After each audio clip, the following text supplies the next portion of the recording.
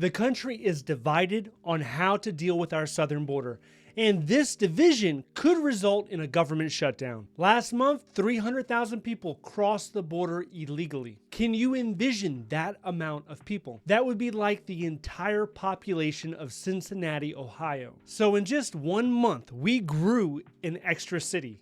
And on one side, we have the president, the administration, which is offering to give $13 billion to inject that at the border to the Department of Homeland Security so that they can improve the situation on the ground there. Now, on the other side, they're saying, listen, money's not the problem. The problem is the policy.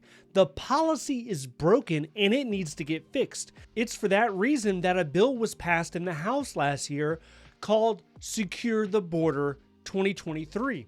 And here are a few of the things that were mentioned in this bill. Resume building a wall along the border. Additional penalties for overstaying a visa. Limiting asylum eligibility, among other changes. This bill does a lot to restrict the immigration policy, but what's being portrayed currently on the left is they're looking at some of the Republicans in Congress and they're saying, you will not approve the $13 billion to go to the Department of Homeland Security, so you must be anti-border protection.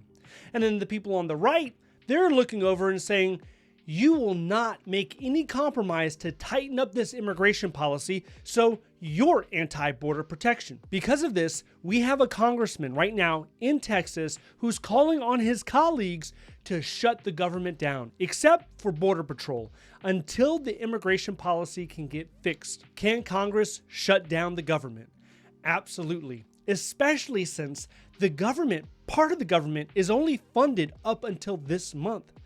After this month, a large part of the government will not be funded any longer until they come up with an agreement. Now, is the tactic of all or nothing, we're going to hold something hostage and make you agree with us? I don't think that's the best tactic. You know, usually when it comes to these type of agreements, you have to give and take. There needs to be some sort of compromise. When we take a closer look at the $13 billion the president's administration wants to give to the Department of Homeland Security, we can see it is not a standalone bill. It's not just $13 billion to the DHS. It is $13 billion underneath $87 billion that is targeted for foreign aid. It's money that is going to Ukraine and Israel. So only 13% of the $100 billion package is actually addressed to the DHS. And of course, people are divided when it comes to distributing taxpayers' money. Should it be going to foreign countries militaries, to secure their border when we clearly have a crisis in our southern border? That also presents the question, is more money the solution? Is that what's going to fix immigration, border protection, by giving more money to DHS, by giving more money to Border Patrol? Or is it like a bucket with a hole at the bottom? The more water you pour in, the more water comes out the bottom.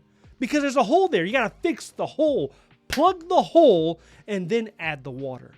That is like saying fix the policy before you inject more money into the agency. In the last 20 years, the workforce of Border Patrol has grown from 23,000 to 63,000 employees. That's an over 100% increase. And despite that, illegal immigration has skyrocketed. People coming in seeking asylum, whether legitimately or illegitimately, because there's both. People are coming in and they're staying 2, 3, 4 years waiting for their trial date. And it has only gotten worse. In the middle of this crisis and this commotion that's going on at the southern border, we have an impeachment initiated for one of the cabinet members, for the Secretary of the Department of Homeland Security. Now, this is largely for show. This is like a political move. Nothing is going to come of it because you would need 2/3 of Congress in order to confirm an action like that. And that's not going to happen. The answers to our problems are not clear yet. But Congress needs to act. There needs to be a compromise and some sort of negotiation so that we can stop the partial shutdown that's happening this month and we can address the crisis that most people can agree on that's happening in the southern border.